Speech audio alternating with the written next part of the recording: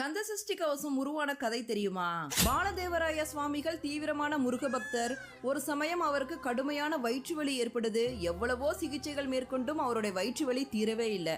இதனால மன உளைச்சலுக்கு ஆளானவர் கடல்ல விழுந்து தற்கொலை பண்ணிக்கலாம் அப்படின்னு சொல்லிட்டு திருச்செந்தூருக்கு வராரு. அவர் வந்த நேரம் திருச்செந்தூர்ல கந்தசஷ்டி விழா ஆரம்பமாயிருக்கு. சரி, கந்தசஷ்டி விழா முடிஞ்சோன்னா தற்கொலை பண்ணிக்கலாம் அப்படின்னு சொல்லிட்டு கந்தசஷ்டி விரதம் இருக்க ஆரம்பிக்கிறாரு.